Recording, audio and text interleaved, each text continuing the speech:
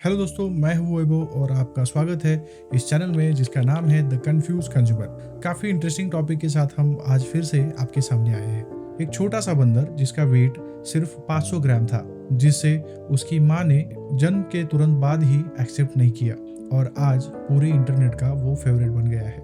लेकिन सवाल ये है, ये एक सिर्फ क्यूट वायरल स्टोरी है या इसके पीछे इंसान और कंज्यूमर साइकोलॉजी का सच छुपा है? आज हम बात करते हैं पंचकुन की कहानी की और हम उस कहानी से क्या सीख सकते हैं। पार्ट 1, पंचकुन की कहानी। 26 जुलाई 2025, जहां पर जापान के एक जू में एक 6 महीने की मकाक्यू ने अपने छोटे बेबी को जन्म दिया। उसका नाम रखा गया पंचकुन। जन्म के वक्त उसका वेट सिर्फ 500 ग्राम था। गर्मी ज्यादा थी, माँ उसकी थकी हुई थी और उसने अपने बच्चों को इग्नोर कर दिया। मकाक्यू ग्रुप में रहते हैं, लेकिन ग्रुप की किसी और फीमेल ने उसे अडॉप्ट नहीं किया। जू के स्टाफ ने अगले दिन बोतल से उसको फीडिंग शुरू किया। फिर एक इंटरेस्टिंग चीज हुई। पंचकुन के सामने कई सॉफ्ट टॉयज रखे गए ताकि उसे ज्यादा फील ना हो, लेकिन उसने सिर्फ एक को चुना, एक मुलायम प्लस टॉय। वो उसे चिपक कर रहता था। लोग उसे टॉय को ओरा माँ कहने लगे। इंटरनेट पर लोग अपने इमोशनल हो गए। Reels, post, comments, poor baby, look at is innocence, ऐसा लोग कहने लगे। लेकिन कहानी यही खत्म नहीं होती। पार्ट 2, बंदर खिलौने को अपनी माँ क्यों समझने लगा। यह सिर्फ क्यूट मूवमेंट नहीं था। 1958 में अमेरिकन साइंटिस्ट हैरी हार्लो ने एक एक्सपेरिमेंट किया था। उन्होंने बेबी मंकीज को उनकी माँ से अलग किया और उन्हें 2 आर्टिफिशियल माँ दी गई। एक वायर से बनी थी जिसमें दूध था, एक सॉफ्ट क्लोथ से बनी जिसमें दूध नहीं था। रिजल्ट, बेबी मंकीज ने ज्यादा वक्त सॉफ्ट मदर के साथ बिताया।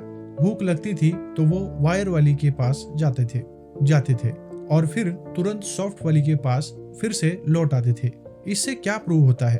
अटैचमेंट सिर्फ खाने से नहीं बनता, टच से भी बनता है, सिक्योरिटी फीलिंग से बनता है। टच से बनता है, सिक्योरिटी फीलिंग से बनता है। इसी को बोलते हैं अटैचमेंट थ्योरी। ह्यूमन बेबीज में भी कंफर्ट ऑब्जेक्ट्स होते हैं, ब्लैंकेट, सॉफ्ट टॉय। कभी कभी वो माँ से भी ज्यादा इंपॉर्टेंट लगते हैं क्योंकि उन पर उन बच्चों का कंट्रोल होता है। पंचकुन भी वही कर रहा था। वो सर्वाइवल नहीं, सिक्योरिटी ढूंढ रहा था।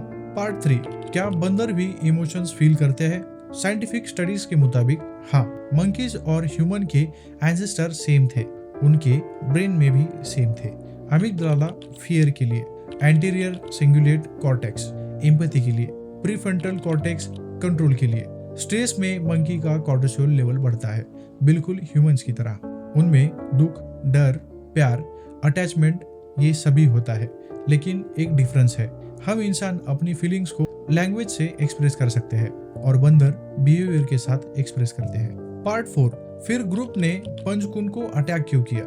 जब उसे दूसरे मकाक्यू ग्रुप में इंट्रोड्यूस किया गया, कुछ बंदरों ने उसे तंग किया था।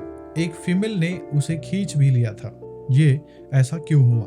रिसर्च कहता है एनिमल ग्रुप पर आइडेंटिटी को स्ट्रांगली फील करते हैं। पंचकुन अलग बिहेव कर रहा था।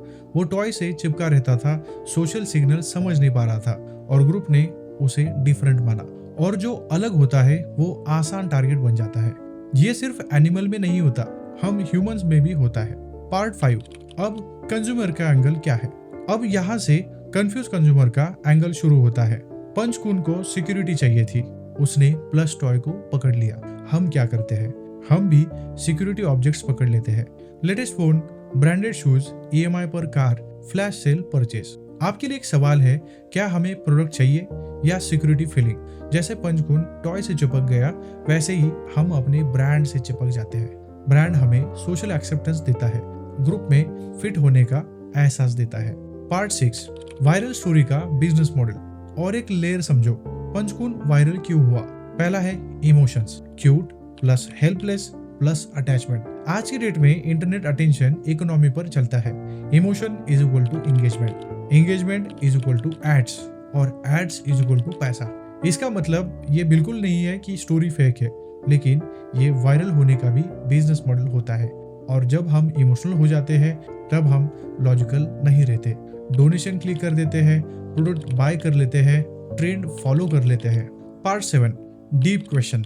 मैं जो खरीद रहा हूँ वो नीड है या इमोशनल कंफर्ट? क्या मैं ग्रुप में फिट होने के लिए ये खरीद रहा हूँ? क्या मैं फोमो में डिसीजन ले रहा हूँ? पंचकुन ने प्लस टॉय पकड़ा सर्वाइवल के लिए। हम कभी कभी प्रोडक्ट पकड़ लेते हैं वैलिडेशन के लिए। इनमें डिफरेंस समझना जरूरी है।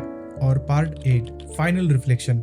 इमोशन गलत नहीं है, एम्पैथी ब्यूटीफुल है, लेकिन डिसीजन सिर्फ इमोशन से नहीं होना चाहिए।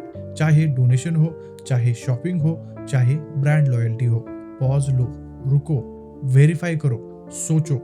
आज की इस स्टोरी का बहुत ही स्पेशल सा मैसेज आपकी तरफ देना चाहता हूँ। हम सबको सिक्योरिटी चाहिए, लेकिन असली सिक्योरिटी EMI से नहीं आती। असली सिक्योरिटी आती है क्लैरिटी से। असली अटैचमेंट ब्रांड से नहीं होता, वैल्यूज से होता है। पंचकुन धीरे धीरे ग्रुप के साथ एडजस्ट कर रहा है। हम भी कर सकते हैं। और शायद उसको अडॉप्शन के लिए अभी बातें भी चल रही, तो आगे जाके उसका वायरल होना शुरू हो जाएगा, उसका अडॉप्शन भी हो जाएगा। बस इमोशनल होने के साथ थोड़ा लॉजिकल भी रहना ज़रूरी है। शायद आपको ये वीडियो काफ़ी रियलिस्टिक और बिना इमोशन का लगे, तो आपका इसमें क्या थॉट है आप ज़रूर कमेंट में लिख सकते हैं। आपको क्या लगता है, हम प्रोडक्ट्स खरीदते हैं या इमोशन? ज़रूर इसके साथ ही हम अगले टॉपिक की तरफ बढ़ेंगे। हम फ्रॉड की एक नई सीरीज चला रहे हैं, तो आपको शायद पसंद आएगी। इसको देखने के लिए आप आई बटन पे क्लिक करके वो सीरीज आप ज़रूर देखिए। दोस्तों, वीडियो यदि आपको पसंद आए तो लाइक कर सकते हैं।